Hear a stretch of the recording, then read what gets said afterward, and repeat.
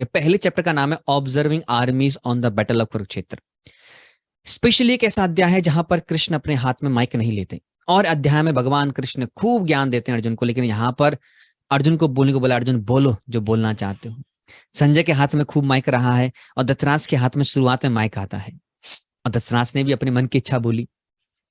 अगर इस गीता को समझा जाए तो थोड़ा सा मैं बैकग्राउंड देता हूं स्पेसिफिकली भगवत इस महाभारत का। जब कुरुक्षेत्र का युद्ध बिल्कुल अब हो चुका, फाइनल के युद्ध होगा ही होगा, ऐसे कुछ होता ना, लातों की भूत बातों से नहीं मानते, तो उस प्रकार दुर्योधन था कि भगवान 3 से 4 बार शांति दूत बन के गए थे कि ये समझाने के लिए कि कुछ ना हो तो आधा राज दे दो, आधा ना हो तो 5 गांव दे दो। लेकिन Duryodhan was hang on to his so called foolish idea कि मैं सुई की नोक की बराबर भी मैं पांडवों को जमीन नहीं दूंगा। इस प्रकार से दुर्योधन टिका हुआ था। अब जब हो ही चुका है कि युद्ध होगा ही होगा, तो अब इस युद्ध में सबको पता था कौन किधर लड़ेगा। एक व्यक्ति पर डाउट था, वो कौन थे? वो थे कृष्ण। और एक बार कृष्ण अपने शिविर में आराम कर रहे थे, तो जब आराम कर रहे थे तो दुर्योधन आया और भगवान के सिंहासन सिरहाने सर के साइड में, राइट साइड में बैठ गया। और अर्जुन भगवान के भक्त हैं तो आए, पैर के सामने बैठे, बिल्कुल पैर होता है ना जहां भगवान का, वहां ऐसे बैठे हुए थे बड़े विनम्रता के साथ। अब सुबह सुबह भगवान की आंखें खुली। भगवान ने, देखो ध्यान रखना, अर्जुन कहां बैठे थे? पैरों में बैठे थे। तो भगवान जब आंख खोलेंगे सबसे पहले कौन दिखेगा? सबसे पहले अर्जुन दिखेंगे, है ना? तो जो व्यक्ति जितना विनम्रता के साथ भगवान के चरणों का आश्रय लेता है, उसी व्यक्ति पर नजर जाएगी। और जो व्यक्ति जितना घमंड में, कौन कृष्ण वृष्ण, हम तो तेरे बगल में बैठेंगे, साइड में बैठेंगे, सिरहाने बैठेंगे, भगवान दिखती भी नहीं है। बेटा ले, तू अपनी घमंड में रहे, अपनी तड़ी में तू रहेगा, हम भी अपनी तड़ी में है। तो व्यक्ति तड़ी में रहता है, उसको भगवान की कृपा कभी नहीं मिलेगी, वो कड़ी में डूब के अपने प्राण त्याग देगा। लेकिन अगर कोई व्यक्ति सच में भगवान की कृपा चाहता है तो व्यक्ति को कहां बैठना चाहिए? भगवान के चरणों में बैठना चाहिए। तो अर्जुन भगवान के चरणों में बैठते हैं, भगवान आंख खोलते हैं तो भगवान का आंख, भगवान की दृष्टि सबसे पहले अर्जुन पर पड़ती है। एंड बोलते हैं कृष्ण, अर्जुन किस लिए आए हो, क्या अभिप्राय है, बताइए। और यहां दुर्योधन बगल में हंसता है, हा हा हा हा हा हा हा। वाह कृष्ण, वाह वाह, दुनिया को सुनाता हमने बड़ा छैल छबीला है तू। आज देख लिया, सुबह 4 बजे से वेट हम कर रहे हैं, मेरे बाद में अर्जुन आया है और सबसे पहले किसको पूछ रहे हैं? अर्जुन को। वाह कृष्ण, मान गया मान गया, तुम you are partial Krishna, you are partial. भगवान कृष्ण हंस रहे होते हैं। अब दुर्योधन बोलते हैं, ठीक है दुर्योधन, तुम्हें मांगना तुम मांग लो, लेकिन तुम बड़े हो अर्जुन से, एक बड़े भाई के नाते होते हुए अर्जुन को पहले चांस देना चाहिए। अब दुर्योधन बड़ा डाउटफुल था, अगर अर्जुन ने कुछ ऐसा मांग लिया कि मैं कमजोर हो गया तो बड़ी दिक्कत हो जाएगी। अब जैसे ही बोले कि आप दोनों मुझसे कुछ भी मांग सकते हो, जो भी आपकी इच्छा है, लेकिन भगवान को पता था सबको, भगवान हर एक के हृदय में परमात्मा के रूप में बैठे हुए हैं, लोग क्या मांगने के लिए आए हैं। कृष्ण बोले, एक साइड मेरी सारी नारायणी सेना है और एक साइड मैं हूं, और जिधर मैं होऊंगा उधर लड़ूंगा नहीं, कोई भी अस्त्र उठाऊंगा नहीं। तो दुर्योधन मनी मन बोल रहा है, एक तो अस्त्र उठाएगा नहीं और लड़ेगा नहीं, तो भाई हम क्या तुम्हें ठेंगा दिखाने के लिए रखेंगे? बोला हम तुम्हें चाहिए नहीं ऐसा व्यक्ति। और दुर्योधन पूरा ताक लगा के बैठा हुआ है, अगर मैं सिलेक्ट करूंगा तो किसको सिलेक्ट करूंगा? नारायणी सेना को सिलेक्ट करूंगा। और सबसे पहले ऑप्शन दिया गया किसको? अर्जुन को। अर्जुन सेलेक्ट करो, किसको सेलेक्ट करोगे? अर्जुन ने बोला, प्रभु मैं आपको चाहता हूं, मैं चाहता हूं कि आप हमारी साइड रहिए। बोला कृष्ण, अर्जुन मैं लड़ूंगा नहीं, समझो मैं कुछ उठाऊंगा नहीं, तो मैं तुम्हारे को काम का नहीं हूं। बोला प्रभु आपके बिना कोई चीज मेरे काम की नहीं है, आपकी परिस्थिति ही मेरे लिए सर्वोपरि है, आपकी गाइडेंस, आपका इंस्ट्रक्शन ही मेरे लिए परम धन है। अगर आप नहीं है मेरे पास तो मुझे इस नारायण सेना की कोई जरूरत नहीं है। और दुर्योधन हंस रहा है। नालायक, भक्ति घर पे रख के आ, भक्ति यहाँ मत दिखा, ये कर्म क्षेत्र है, युद्ध क्षेत्र है, यहाँ पर पॉलिटिक्स चलती है, पॉलिटिक्स। ये अर्जुन जहां बच्चा है, अर्जुन बच्चा ही रहेगा। किसको सिलेक्ट कर रहा है? कृष्ण को। अंदर अंदर दुर्योधन हंस रहा है, ये बच्चा का बच्चा ही रहा। ये जो भक्ति लोग भक्ति करते हैं, लोग ये जानते नहीं है कि एक्चुअल में जीवन में फायदा क्या है, जीवन में क्या अचीव करना चाहिए, क्या कृष्ण के पीछे पड़ा हुआ है। एक तो लड़ेंगे नहीं कुछ भी, अस्त्र उठाएंगे नहीं, क्या फायदा। तो दुर्योधन बड़ा खुश था, यस आई गॉट नारायणी सेना, मुझे मिल गई है नारायणी सेना। बड़ा खुश था दुर्योधन।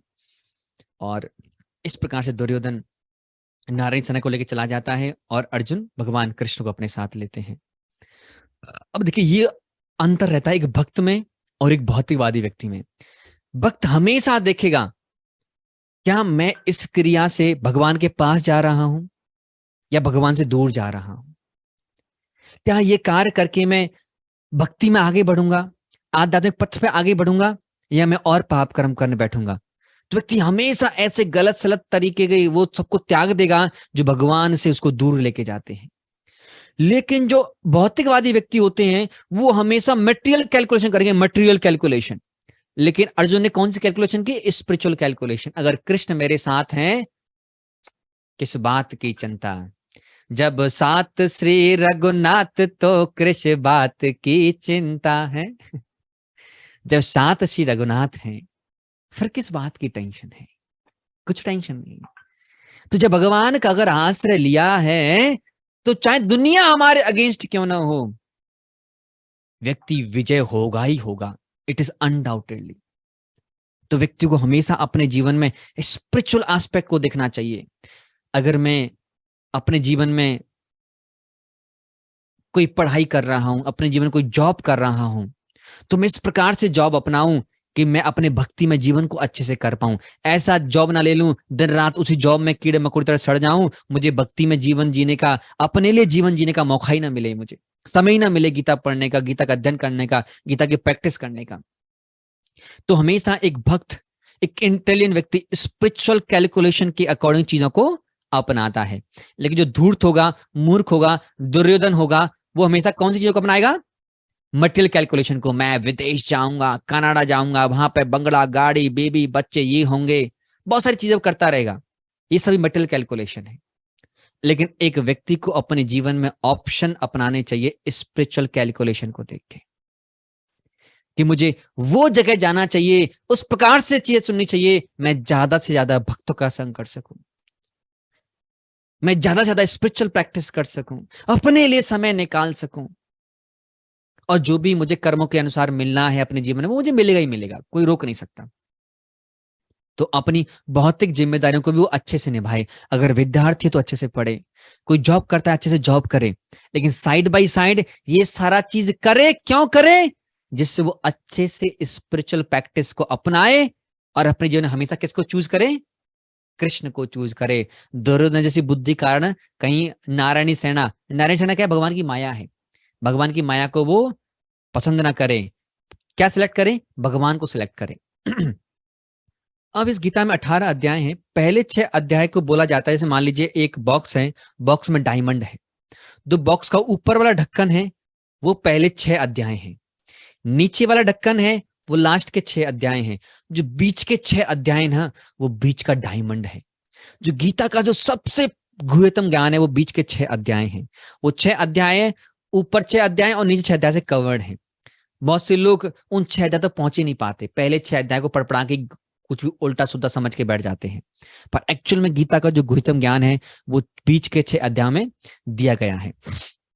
और ये हमने कल डिस्कस किया था किस प्रकार से शंकराचार्य ने गीता का गुणगान किया था। तुम देख सकते हैं पहले 6 अध्याय भगवान सिखा रहे हैं कि लर्न टू वर्क, कार्य करो, लेकिन कैसे करो?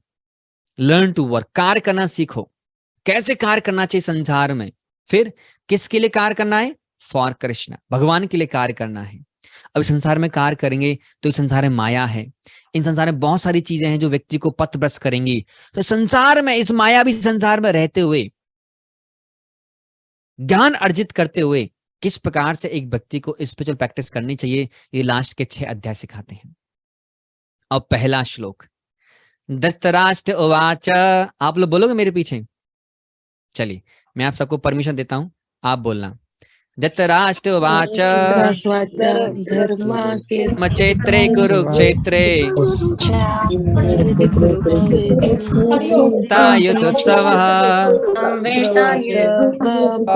मामका पांडवाश्चैव कुर्वत संजय।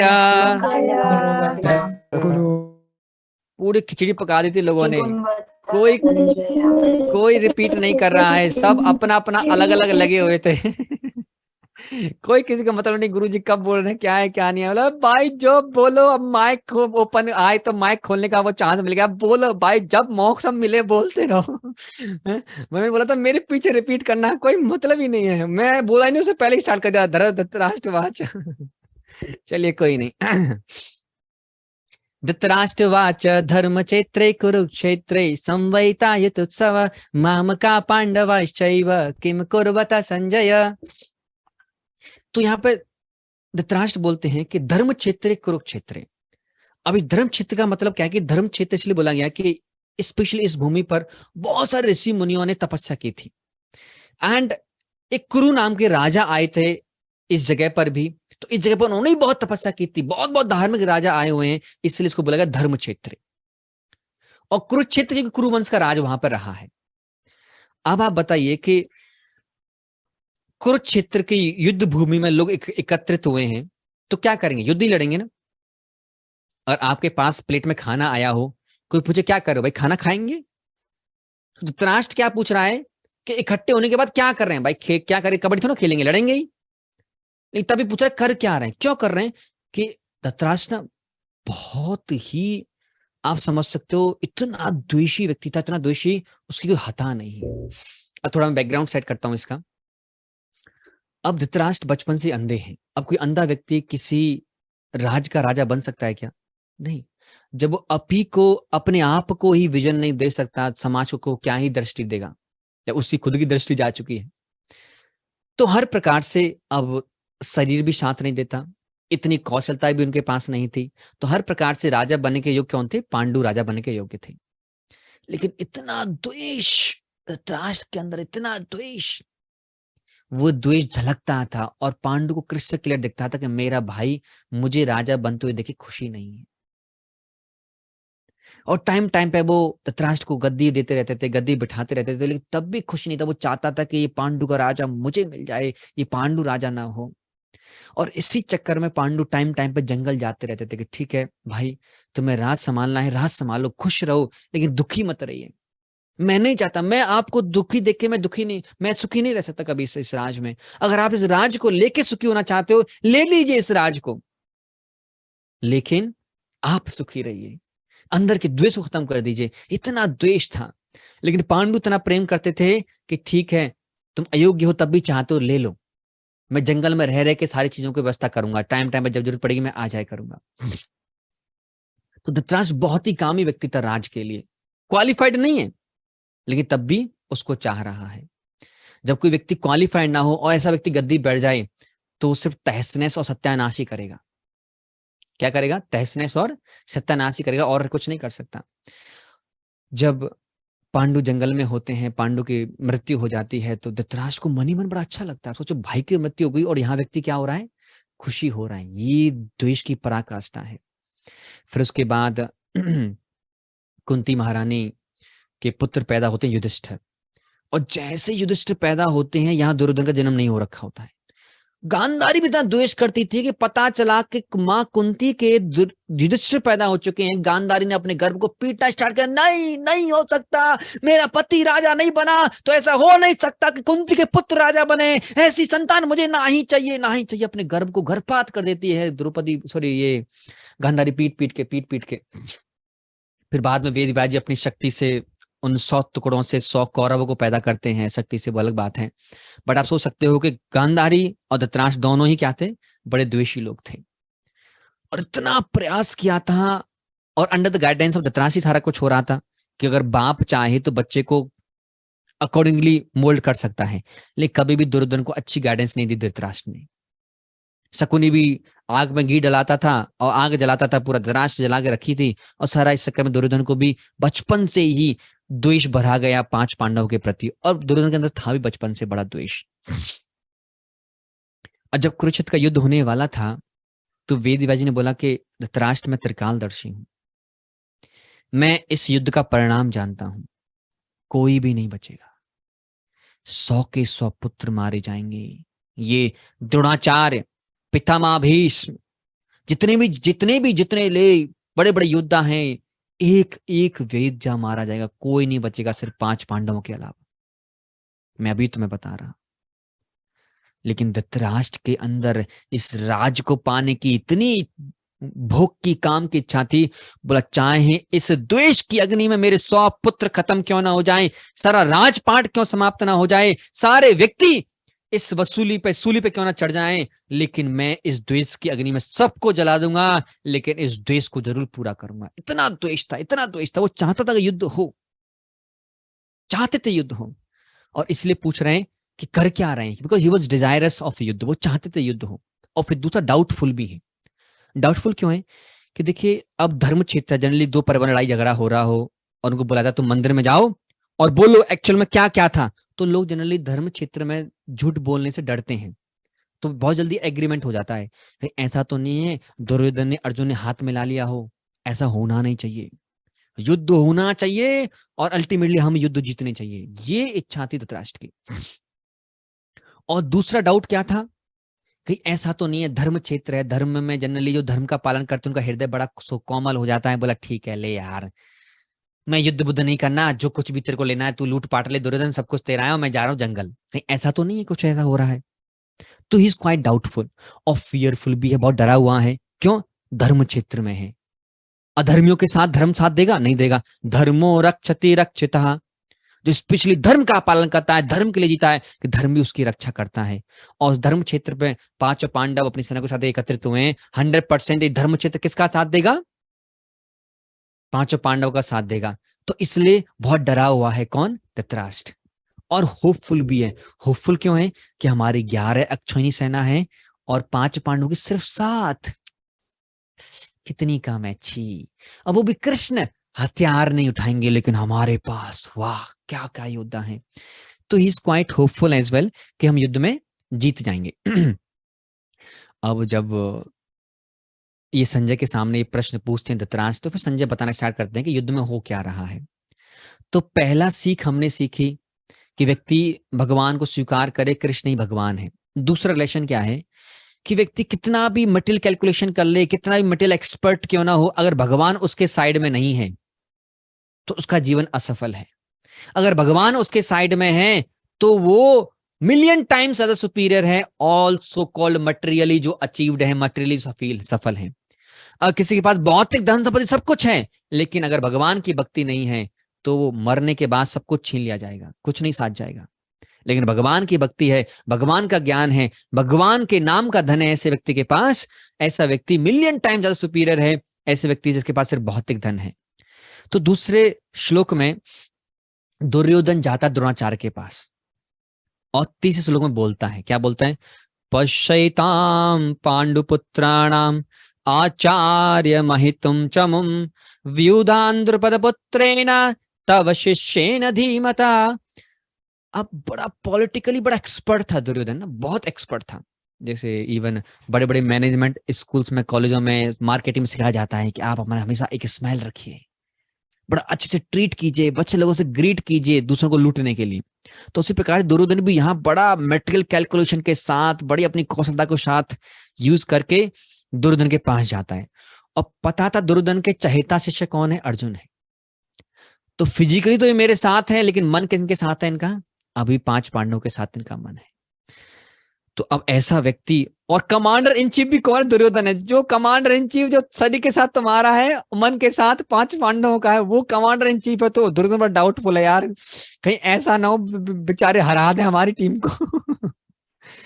तो अब दुर्योधन बड़ा पॉलिटिक्स का इस्तेमाल करता है।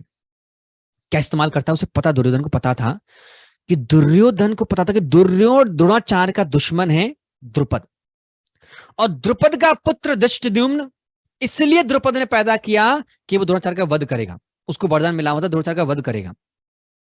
और धृष्टद्युम्न इस टाइम पर चीफ कमांडर था पांडवों की टीम का। तो पांडव की टीम के चीफ कमांडर धृष्टद्युम्न है और इधर के चीफ कमांडर कौन है? द्रोणाचार्य। आपको समझ में आ रहा है ना मैं क्या बता रहा हूँ? चीफ कमांडर ये क्या है क्या नहीं है? ऐसे नहीं भैंस के बीन बज रही है, समझ में आ रहा है? डांस कर रहे हो? हाँ चलो फिर तो इंसान ही है। ओके चलिए, वेरी नाइस। लेकिन बहुत से कम लोगों ने वीडियो ऑन कर रखा है। जिसने करे शर्म उसके फूटे कर्म। तो कर्म मत फोड़ो, कर्म बनाने आए हो, फोड़ने थोड़ा ना आए हो। तो प्लीज आप लोग वीडियो ऑन रखिए। आगे बढ़ते हैं। अब अंदर चिंगारी लगाने के लिए ना, आग लगाने के लिए दुर्योधन सबसे पहले बोलता है आचार्य, ये मत समझना कि सामने तुम्हारे 5 पांडव हैं। 5 पांडवों की सेना का संरक्षण कौन कर रहा है पता है? द्रुपद पुत्रेना। धृष्टद्युम्न का नाम नहीं लिया, बोला द्रुपद पुत्र। कि द्रुपद तुम्हारा दुश्मन है, बचपन का दुश्मन है, और तुम्हारे साथ उसने बहुत विश्वासघात किया है। और उसका पुत्र, और वो भी पुत्र जो तुम्हें मारने के लिए उसने पैदा किया है, वो चीफ कमांडर है। हल्के मत लेना। आग लगाने के लिए द्रोणाचार्य के हृदय में कि तेरा दुश्मन सामने खड़ा हुआ है, तेरी मृत्यु सामने खड़ी हुई है। आलस नहीं द्रोणाचार्य, जागो, उठो, अटैक। थोड़ा आग लगा रहे हैं अब इस टाइम पर दुर्योधन द्रोणाचार्य के हृदय में। बोलते व्यूढ़ान द्रुपद पुत्र है ना, तब शिष्य ना। और मूर्खता की बात क्या है? तुम्हारा ही शिष्य है वो, तुमने ज्ञान दिया है। आप सोच सकते हो पहले टीचर कैसे होते थे? पता है कि ये मेरे को मारेगा, लेकिन तब भी धृष्टद्युम्न को पूरा ज्ञान दिया, सब पूरी शस्त्र विद्या का पूरा ज्ञान दिया। तो आप समझ सकते हो किस प्रकार से लोगों में ईमानदारी और एक आचरण होता था, शिष्य गुरु किस प्रकार से होते थे। बस मैं माता बहनों से रिक्वेस्ट करूंगा, आप लोग वीडियो ऑफ कर लीजिए। तो मेरी माता बहन है, आप लोग वीडियो ऑफ रखिए। लेकिन जो मेल मेंबर्स हैं आप लोग वीडियो ऑन रखिए, जस्ट बिकॉज जो भी माता बहन है उनके सेफ्टी सिक्योरिटी के लिए हम हमेशा बोलते हैं कि वीडियो ऑन रखिए। मैं जानता हूँ क्योंकि माता ही सबसे ज्यादा सिक्योर सिंसियर होती हैं चीजों को समझने में। सबसे इनसिंसियर है तो हमारे भारतीय युवा पीढ़ी है। हाय शाबाश, हाँ भी बोल रहे हैं, सही बात है। चलो। तो प्लीज आप लोग वीडियो ऑन करके रखा करो पूरी क्लास में, थैंक यू। अब पहले तो बताते हैं कि इस पूरी सेना का निरीक्षण कौन कर रहा है? तुम्हारा ही शिष्य कर रहा है और तुम्हारा दुश्मन है वो। फिर आगे बोलते हैं अत्र शूरा महामहेश्वासा भीमार्जुन समायुधि। अब जो कितने लोग थे 5 पांडवों के साथ में, बहुत बहुत लोग थे, लेकिन सबसे पहले नाम लेता दुर्योधन भीम का। बोला भीमार्जुन समायुधि। भीम पहले लेता है और फिर बाद में नाम लेता है अर्जुन का। हालांकि अर्जुन भीम से बहुत बड़े योद्धा हैं। हैं? लेकिन भीम का नाम लेता, भीम का नाम सुन के ना दुर्योधन कांपता था। उसको बार बार याद आती थी जब दुर्योधन ने जंगा को ऐसे कर करके बोला द्रौपदी तेरा स्थान इस जंगा पर है, तो एक वैश्या की तरह है, इस जंगा पर राज करेगी। भीम को बहुत गुस्सा आया, बोला दुर्योधन वो दिन दूर नहीं जब इसी जंगा को मैं चकनाचूर करूंगा, इसी जंगा को मैं तोड़ दूंगा। और यही कानों में गूंजती थी आवाज दुर्योधन के। सॉरी। और जब दुशासन बालों को खींच के घसीट के द्रौपदी को असेंबली में लेके आते हैं, भीम तपस्या करता है कि दुशासन अगर तेरे खून को मैंने नहीं पिया और तेरे खून से मैंने द्रौपदी के बाल को नहीं धोए तो मैं भीम नहीं, भीम नहीं, भीम नहीं। अब बाद में और तपस्या ले ली, अगर तुम 100 भाइयों का वध मेरे हाथों नहीं किया तो मैं जिंदा नहीं बचूंगा अपने जीवन में। तो भाई 100 भाइयों को पूरे 100 भाई कांपते थे भीम के चक्कर में। तो इसलिए सबसे पहला नाम किसका लिया? भीम। फिर अर्जुन, अर्जुन का नाम लिया भीमार्जुन। भीमार्जुन समायुद्धि युजधानो विराटस्य। युजधानो एक सात्विकी है, सात्विक का दूसरा नाम है युजधान। विराट, विराट वो है जहां पर अज्ञातवास, 1 साल का अज्ञातवास 5 पांडव गुजारते हैं, वो विराट हैं। और द्रुपद द्रौपदी के पिताजी हैं। ठीक है। तो इस प्रकार से बोलते हैं बहुत सारे योद्धा हैं उनकी साइड में। अब द्रोणाचार्य सॉरी दुर्योधन द्रोणाचार्य गिना रहे हैं कि सामने पार्टी में बहुत सारे योद्धा हैं। फिर बोलते हैं दृष्ट केतु चेकितानः काशीराजस्य वीर्यवान पुरुजित कुंती भोजस्य सैभ्यश्च नरपुंगव। अब दृष्ट केतु कौन है? धृष्टकेतु शिशुपाल के पुत्र हैं। और कोई बोल सकता है शिशुपाल भाई 5 पांडवों के साथ क्यों कर रहा है उसका पुत्र? क्यों? कि शिशुपाल की दुश्मन या द्वेष भगवान कृष्ण से था, लेकिन 5 पांडवों के तो रिश्ते में ही था वो। तो 5 पांडवों से वो प्रेम करता था, मतलब रिश्ता रखता था, लेकिन भगवान कृष्ण से उसका एक अलग ही द्वेष था। तो इस चक्कर में 5 पांडवों के साथ शिशुपाल का पुत्र भी लड़ने के लिए आते हैं।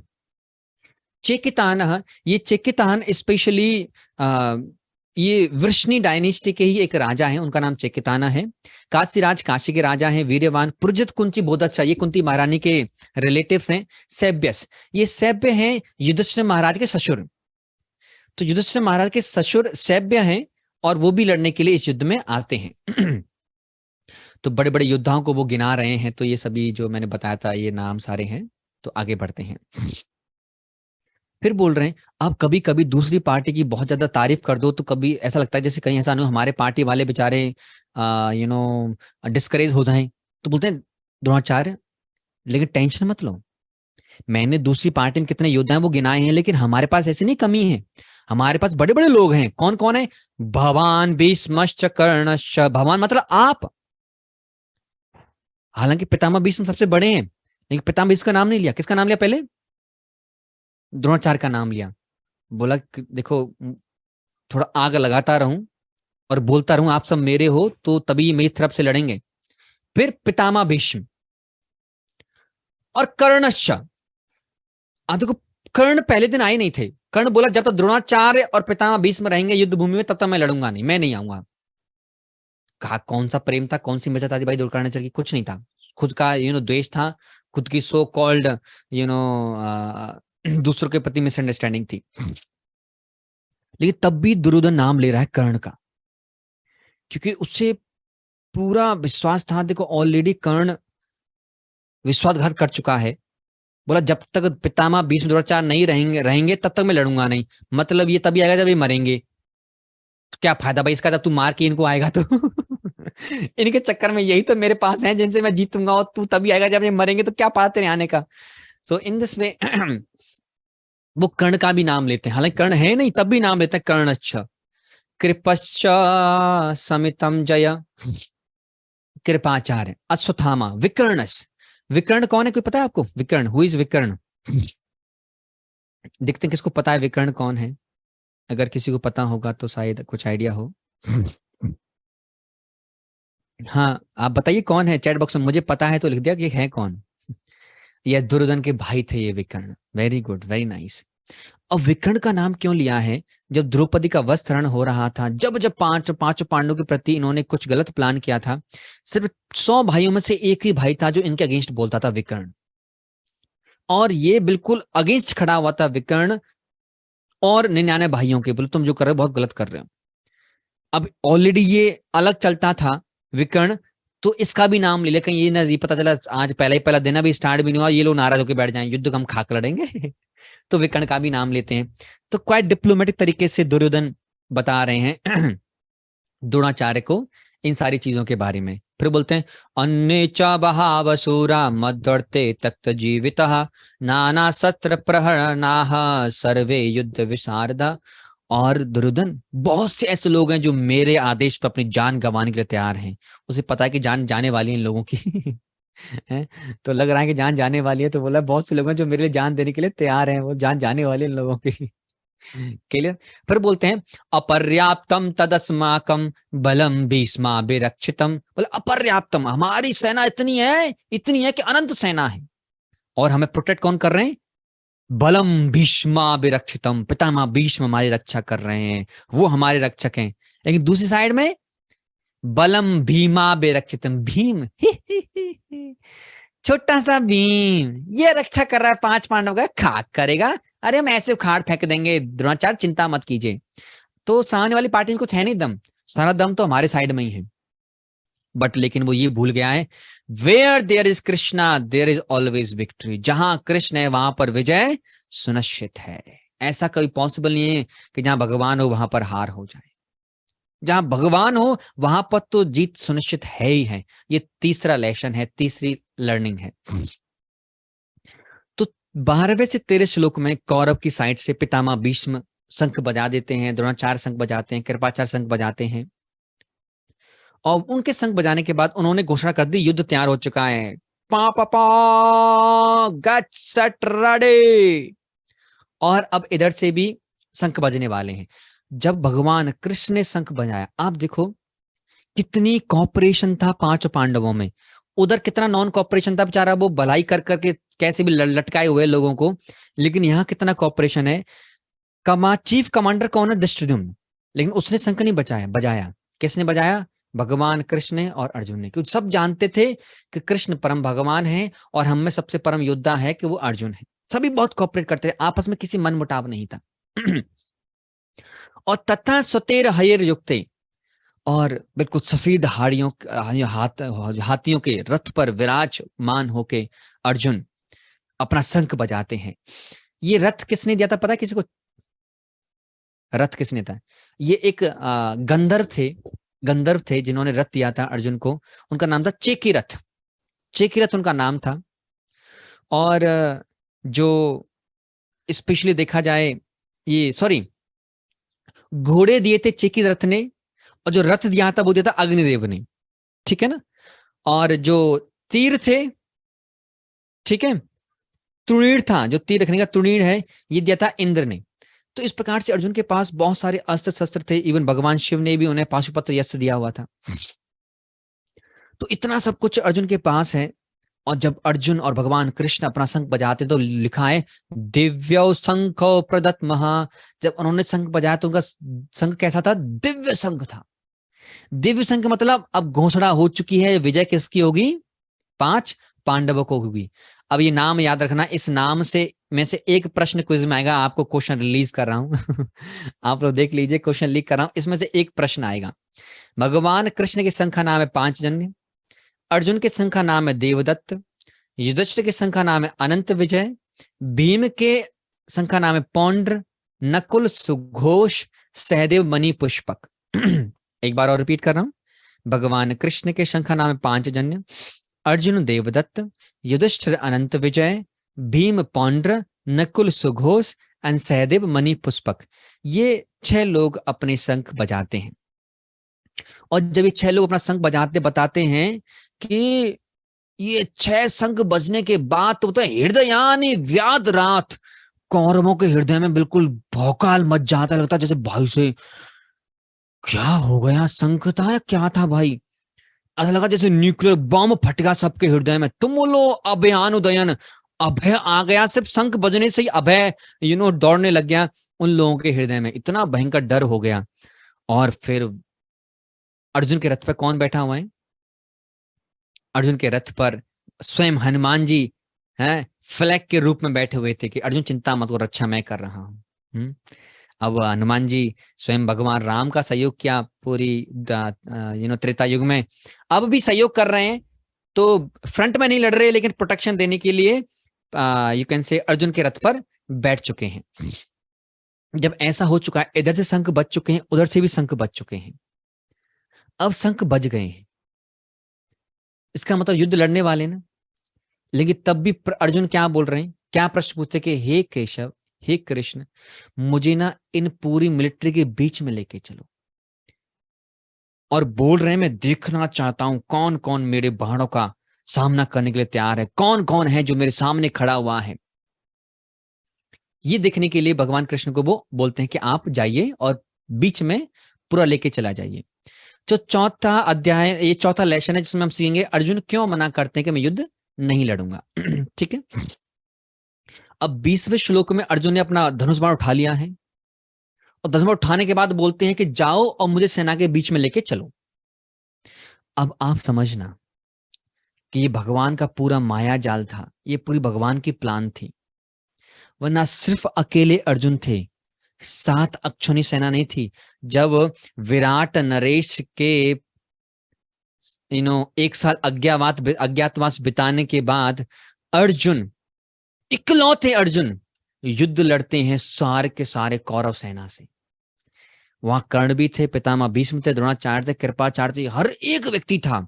लेकिन अकेले अर्जुन ने सबको परास्त कर दिया था, सारे के सारे भाग गए थे हार के, अकेले अर्जुन ने। लेकिन आज वही अर्जुन अभी भ्रमित होने वाले हैं, लेकिन ये भ्रमित अपनी कायरता के वश नहीं, ये भगवान स्वयं उनको इल्यूजन में डालेंगे, क्योंकि भगवान ने अर्जुन को इल्यूजन में डाला कि इस प्रकार से मैं अर्जुन को शिक्षा दूंगा, ये शिक्षा हम जैसे एक एक व्यक्ति को ये गीता की शिक्षा मिल पाए। ये गीता अर्जुन के लिए नहीं थी, ये गीता पूरी भगवान ने सारा कुछ प्लान बनाया, जैसे हम जैसे जीवों को ये गीता भगवान का इंस्ट्रक्शन मिल पाए, हम समझ पाए हम कौन है। और दुर्भाग्य तो है जब लोग बोलते हैं अरे ये गीता बीता हमारे लिए नहीं है, ये अर्जुन के लिए थी, कृष्ण गीता में है क्या? कृष्ण बोला लड़ ले लड़ ले लड़ ले, अर्जुन बोला नहीं लड़ूंगा नहीं लड़ूंगा नहीं लड़ूंगा, बस यही गीता में और कुछ नहीं है। बोला हाँ मूर्ख हो, ये गीता में है। एक से एक धूर्त लोग हैं। तो कुछ लोग हैं जो ऐसे इस प्रकार से सो कॉल्ड फालतू के आर्गुमेंट्स या फिर रीजन देते हैं, पर हमें समझना चाहिए एक्चुअल में है क्या। अब भगवान जैसे ही अर्जुन को बीच में लेके जाते हैं, अर्जुन को देखते हैं, अर्जुन देखो कौन कौन तुम्हारे सामने खड़ा हुआ है, और इस प्रकार से अचानक से अपना माया फैला देते हैं, और फिर अर्जुन पूरे शारीरिक अवस्था पे आ जाते हैं। वो भूल जाते हैं कि मैं शरीर नहीं आत्मा हूं, और पूरे शारीरिक अवस्था पे अपनी ड्यूटी भूल जाते हैं, मैं किस लिए यहाँ खड़ा हूं वो भी भूल जाते हैं। और हालांकि भगवान को 21 से 23 श्लोक में बोला गया अच्युत। अच्युत मतलब भगवान कभी अपने प्रॉमिस से पीछे नहीं हटते। भगवान हमेशा अपने भक्तों की रक्षा करते हैं, कभी उस भक्तों की रक्षा करने से पीछे नहीं हटते।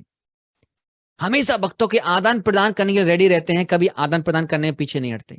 इसलिए अर्जुन के सारथी बनने का समय आया तो भगवान अर्जुन के सारथी बन गए। जब सुदामा द्वारका जाते हैं तो भगवान स्वयं सुदामा के चरणों को धोते हैं और चरणामृत पीते हैं सुदामा का। सोचिए, कभी भी भगवान पीछे नहीं हटते अपने भक्तों से प्रेम का आदान प्रदान करने। इतना प्रयास नहीं किया हिरण्यकशिपु ने प्रहलाद महाराज को बचाने के लिए, लेकिन हर वक्त भगवान ने रक्षा की प्रहलाद महाराज की। इसलिए बोलते हैं राखे कृष्ण मारे कोई, मारे कृष्ण राखे कोई। अगर कृष्ण मारना चाहते हैं तो चाहे ब्रह्मा जी का वरदान क्यों ना हो, वो हिरण्यकशिपु की भी मृत्यु होगी। और अगर कृष्ण बचाना चाहते हैं तो चाहे हिरण्यकशिपु जैसा बाप क्यों ना हो जो दुश्मन बन जाए, तब भी उसे कोई मार नहीं सकता। सीताराम सीताराम सीताराम कहिए, जाहे विधि राखे राम ताहे विधि रहिए। जिस प्रकार से प्रभु रखना चाहते हैं रखिए, अब भगवान रक्षा करते हैं हमेशा अपने भक्तों की, बस भगवान का नाम जपते रहिए। भगवान कभी भी अपने भक्तों से उनको प्रोटेक्ट करने के लिए पीछे नहीं हटते, और हमेशा पूरे युद्ध में भगवान ने पूरा कृष्ण के लिए प्रॉमिस किया और प्रोटेक्शन दिया अर्जुन को। और हम देख सकते हैं यहाँ पर स्वयं एक भक्त हैं जो कीर्तन कर रहे हैं। ये भक्त कौन है, किसी को पता है? Anyone of you? ये महाराष्ट्र के बहुत ही फेमस भक्त हैं, तुकाराम जी हैं, संत तुकाराम है। तो संत तुकाराम भजन करते थे तो स्वयं सुनने के लिए आ जाते थे भगवान कृष्ण। तो भगवान कृष्ण हमेशा अपने भक्तों से आदान प्रदान करने के लिए रेडी रहते हैं, तत्पर रहते हैं। फिर बोलते हैं तान समीक्ष कौन्तेय, जैसी भगवान बीच में अर्जुन को लेके आते हैं, अर्जुन अब ओवरवेल्म हो चुके हैं। बस अब भगवान का जो भगवान चाहते थे माया जाल में फंसे अर्जुन, अब फंस चुके हैं। अब अर्जुन के माध्यम से भगवान कृष्ण हमारी अज्ञानता को हटाएंगे। अर्जुन के माध्यम से हमारे जो अज्ञानता का पर्दा लगा हुआ है खोपड़ी पर, भगवान उसको उठाने वाले हैं।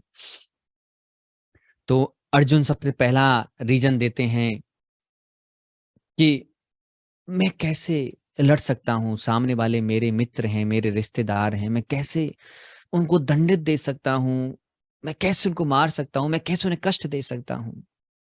ये इस प्रकार से बात हुई, अगर किसी पिता के सामने उनका बच्चा चोरी कर रहा है और पिता बोले मैं कैसे अपने पुत्र को मार सकता हूं या पीट सकता हूं। एक बार ऐसा ही हुआ कि एक बच्चा था, बचपन में रूल रबड़ ये चोरी करके लेके आता था स्कूल से।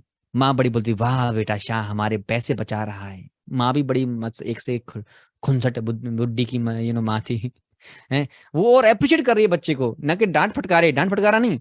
ऐसे करते करते वो बहुत बड़ा चोर बना, इतना बड़ा चोर बना कि बाद में वो जेल में पड़ गया। और जेल में पड़ने के बाद उससे बोला गया तुम्हारी आखिरी इच्छा क्या है? बोला मैं अपनी माँ से मिलना चाहता हूँ। तो माँ मिलने के लिए आती, बोली माँ पास आ, और पास आने के बाद माँ तेरे को कुछ कान में बोलना चाहता हूँ। तो वो कान को और पास लेके आती है, वो कान को काट लेता है, कटक। तो ये गुस्से में आके एक चंड लगाता है कि ये तड़ाक। फिर बोलता है माँ जिस दिन मैंने पेंसिल चुराई थी उसी दिन तू ये लाफा लगा दी थी तो मैं आज जेल में नहीं होता। तो कोई व्यक्ति गलत कार्य कर रहा है, अगर उसको पनिशमेंट नहीं मिलेगी तो व्यक्ति और अधर्म करेगा और गलत कार्य करेगा, उसका और फ्यूचर बर्बाद होने वाला है।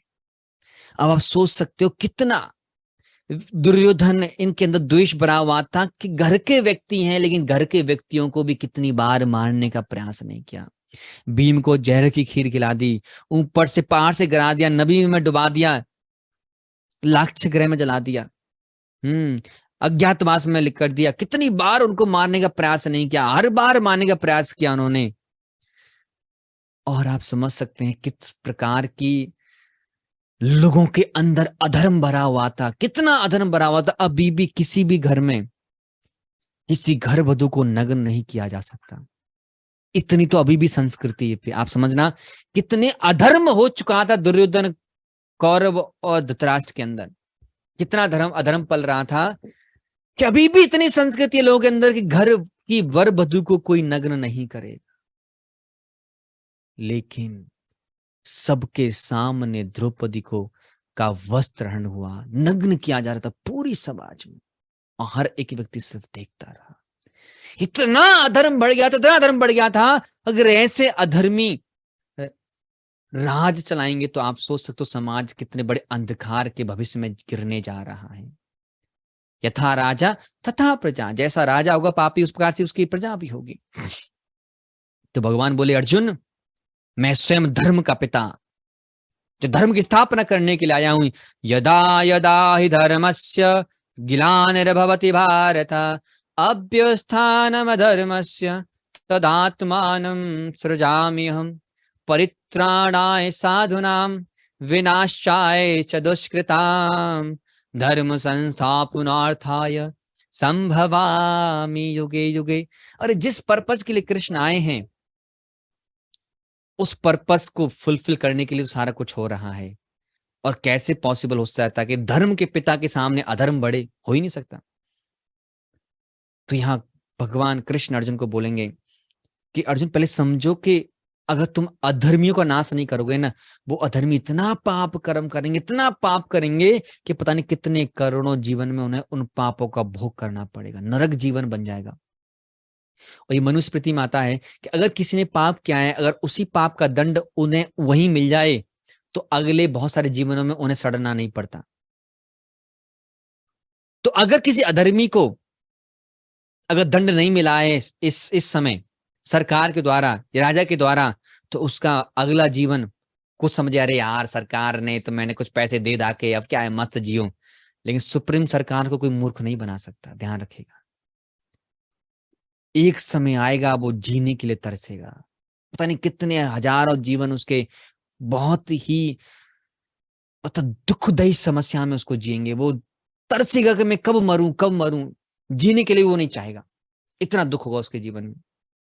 तो इसलिए अगर कोई व्यक्ति गलत कार्य कर रहा है, अधर्म कर रहा है, तो जो न्याय जिसके हाथ में है, और अर्जुन तो स्वयं क्षत्रिय है, क्षत्रिय का धर्म का पालन क्या है? क्षत्रिय के धर्म का मतलब है क्षत्रिय, अच्छा मतलब तुम छत की तरह बनो अपनी प्रजा के लिए, गिव प्रोटेक्शन, समाज को प्रोटेक्शन देता है, समाज को धर्म के पथ पर चलाता है, धर्म की स्थापना करता है। ये अर्जुन तुम्हारी ड्यूटी है और तुम इसका पालन नहीं कर रहे हो।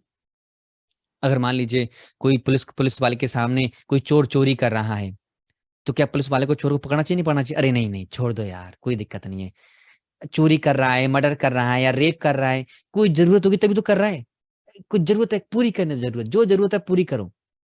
तो ऐसा पुलिस वाला अधर्मी खुद है है ना? तो एक पुलिस वाले को अपनी जिम्मेदारी उठाना चाहिए। और यहाँ पे तो अर्जुन क्षत्रिय है। मान लीजिए एक जज के सामने उसका ही परिवारिक जन कोर्ट में खड़ा हुआ है, तो आप लोग क्या एक्सपेक्ट करोगे? क्या जज को प्रॉपर न्याय देना चाहिए नहीं देना चाहिए? प्रॉपर न्याय देना चाहिए, ध्यान रखना चाहिए। जब हम सबसे ना एक्सपेक्ट करते हैं तो अर्जुन से भी एक्सपेक्ट करना चाहिए कि अर्जुन, जो अधर्मियों के साथ होना चाहिए वो तुम्हें करना चाहिए। माना अधर्मी जिंदे रहे तो पता नहीं कितना पूरा समाज बर्बाद हो जाएगा। आप सोचो, पांचों पांडवों में राज किया तब भी इतना अधर्म फैल रखा है। अगर दुर्योधन के हाथ में राज होता तो कहाँ पीक पे होते अधर्म पे हम। है ना, कुछ भी धर्म नहीं बचा होता इस टाइम पर। पर लेकिन इट इज वेरी इंपॉर्टेंट कि अधर्मियों को पनिशमेंट मिले। एंड दूसरी बात, आप इस समाज को, उस बात को समझना कि डॉक्टर अपने मरीज के ऑपरेशन करने से डरे तो डॉक्टर अपनी ड्यूटी का पालन नहीं कर रहा है। कि जब मरीज की बीमारी को ठीक करता है तो मरीज को दर्द भी होता है, दुख भी होगा, लेकिन वो दुख और दर्द क्यों है? उसको बहुत बड़ी बीमारी से निकालने के लिए। Always remember. तो किसी व्यक्ति की बीमारी को निकालोगे, अधर्म को निकालोगे तो थोड़ा सा उसको कष्ट भोगना पड़ेगा ही पड़ेगा, थोड़ा दुख मिलेगा ही मिलेगा।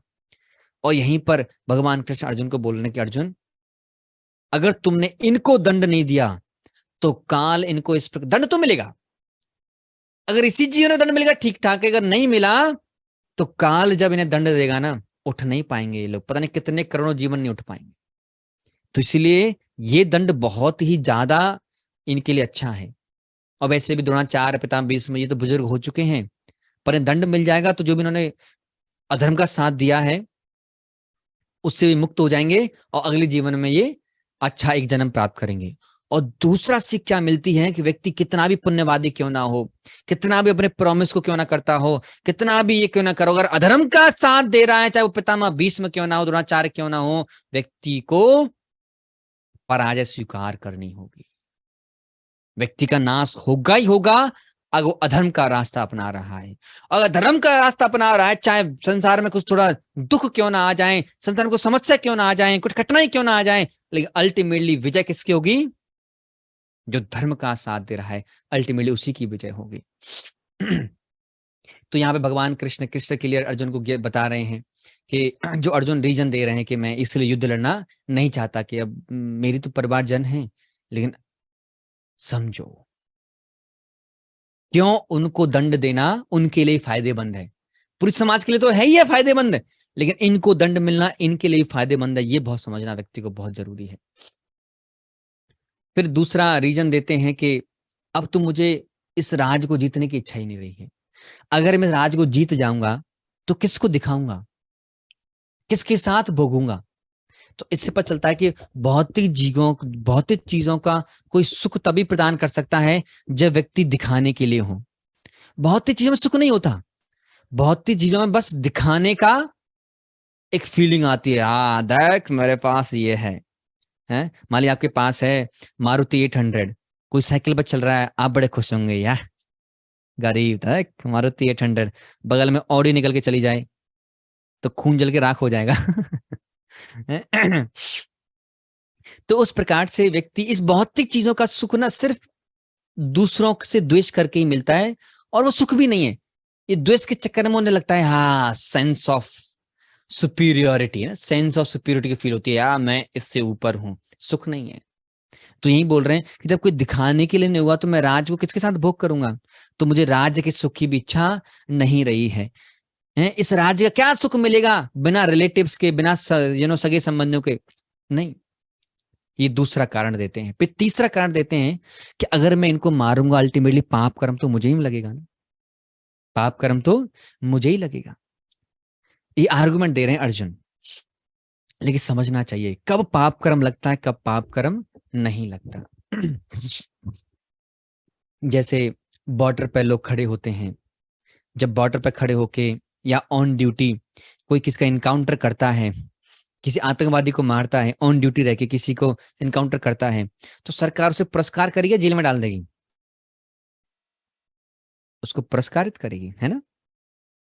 भले देखो अहिंसा की है उसने, सॉरी हिंसा की है, व्यक्ति को मारा है, लेकिन तभी सरकार पुरस्कार देगी क्योंकि सरकार के निर्देशन में रह के उसने एक्ट किया है। एक अधर्मी व्यक्ति को मारा है, लेकिन अगर वही ऑफ ड्यूटी किसी से भी दुश्मनी चल रही है उसको मार देगा तो सरकार उसे पुरस्कार देगी? नहीं देगी। क्या मिलेगा? दंड मिलेगा। In the similar way Arjun भी लड़े, दुर्योधन भी लड़े, लेकिन दुर्योधन लड़ा अपने खुद भोग की इच्छाओं के कारण, तो दुर्योधन पाप कर्म कर रहा है। अर्जुन लड़े आपकी इच्छा के अनुसार नहीं, भगवान कृष्ण की इच्छा के अनुसार, धर्म की स्थापना हेतु, अधर्म का नाश हेतु अर्जुन ने युद्ध लड़ा, तो अर्जुन को क्या मिलेगा? पुरस्कार मिलेगा। इसलिए अर्जुन कहाँ गए? भगवान के धाम गए। तो भगवान कृष्ण यही बोल रहे हैं कि अर्जुन तुम मेरे बेहाफ पे कार्य करो। जैसे एक आर्मी मैन सरकार के बेहाफ पे कार्य करता है तो उसे पुरस्कार मिलता है, मेरे बेहाफ पे कार्य करो तुम्हें पाप कर्म नहीं लेगा। Don't worry, don't fear till the time I am here. फिर 37 से 38 में बोलते हैं कि देखिए अब ये लोग लोभी हैं, राज के लोभ में हमसे लड़ने के लिए आ चुके हैं, लोगों के अंदर पत्थर हृदय हो चुका है। लेकिन प्रभु मैं तो आपका भक्त हूं ना, एक भक्त का हृदय दयावान होता है, करुणा होता है भक्त के हृदय में। अब मैं कैसे मार सकता हूं इनको? अब ये लालच में बने हुए हैं, ये इतने अधर्मी बन चुके हैं, समझ में नहीं आ रहा क्या है क्या नहीं है। बहुत बड़ा नाश होगा अगर मैं इनको मारूंगा। क्या नाश होगा? तो बताते हैं, कुलक्षय, पहले तो डायनेस्टी का विनाश हो जाएगा। इतनी बड़ी डायनेस्टी, कुल डायनेस्टी, उसका विनाश हो जाएगा। दूसरा, प्रणश्यंति कुल धर्मः, फैमिली ट्रेडिशन, जो हमारा फैमिली ट्रेडिशन है, सब कुछ चला आ रहा है, ये सत्यानाश, इसकी ये तहस नहस हो जाएगा। है इतने पूर्वज हैं, उनको जो श्राद्ध है, ये जो पिंडदान है, वो कौन करेंगे? अधर्मो अभिवति, फिर जब कोई धर्म की स्थापना करने के लिए कोई व्यक्ति नहीं रहेगा तो क्या होगा? अधर्म बढ़ेगा। फिर बोलते हैं प्रदुष्यंति कुल स्त्रिया, जब स्त्रियों को बचाने के लिए लोग नहीं होंगे तो सभी स्त्रियों को लोग शोषण करेंगे, तो उन स्त्रियों से कौन पैदा हुआ? वर्ण संकर पैदा होगा, अनवांटेड लोग पैदा होंगे, अनवांटेड बच्चे पैदा होंगे जिनके अंदर कोई भी धार्मिक इनक्लिनेशन नहीं होगा, सब कुछ गलत सलत होगा। तो इस प्रकार से अर्जुन आर्गुमेंट देते हैं। पर आप सोचिए, ऐसे परिवार में जिसमें इतना अधर्म हो रहा है, ऐसा परिवार का तो वैसे भी नाश हो चुका है, वो परिवार ही नहीं है। फिर बोले अधर्म बढ़ेगा। अधर्म बढ़ेगा क्या? इनका नाश होगा तो धर्म बढ़ेगा, इनका नाश होगा तो युधिष्ठिर राजा महाराज बनेंगे, और फिर उसके बाद वो राज ऋषि हैं और धर्म के अनुसार फिर पूरा राज करेंगे और धर्म को फैलाएंगे और धर्म की स्थापना करेंगे। तो उल्टा अधर्म कम होगा, अधर्म बढ़ेगा नहीं। और फिर अर्जुन, जिस समाज में स्त्री का कोई सम्मान नहीं, जिस समाज में घर में स्त्री को नग्न किया जा रहा है, वहां पर क्या औरत का सम्मान होगा? तो ऑलरेडी स्त्रियों का तो शोषण होगा ही होगा। ऐसे अधर्मियों को मार के फिर सारी स्त्रियां संरक्षण में रहेंगी युधिष्ठिर महाराज के। तो फिर जब वो प्रोटेक्टेड रहेंगी, फिर उनसे जो प्रजनी पैदा होगी वो सभी धार्मिक होंगी। तो इनको दंड देके तुम पूरे परिवार के लिए अच्छा कर रहे हो, चिंता मत कीजिए। है तो भगवान कृष्ण साइड बाय साइड उनके आर्गुमेंट्स का आंसर दे रहे हैं, जो मैंने बताए वो हालांकि सेकंड अध्याय में देंगे। बट दिस इज व्हाट जो अर्जुन आर्गुमेंट दे रहे थे भगवान कृष्ण से बता रहे हैं। फिर लास्ट वाला श्लोक है ये पहले अध्याय का 1.46, जहां पर अर्जुन बोलते हैं प्रभु बस मुझे समझ में नहीं आ रहा मैं क्या करूं क्या नहीं करूं, मुझे हर जगह अंधकार सा दिख रहा है, मैं हारा तो हारा, जीता तो भी हारा, अब हारा तो मैं क्यों करूं, लड़ूं लड़ूं लड़ूं क्या लड़ूं, समझ में नहीं आ रहा। और बड़ा निर्मल हृदय हो जाता है और बड़ा कहां पर है अर्जुन, क्या करूं क्या नहीं करूं। और इस प्रकार से धनुष बाण गिरा देते हैं अपने हाथ से। And this was the end of first chapter.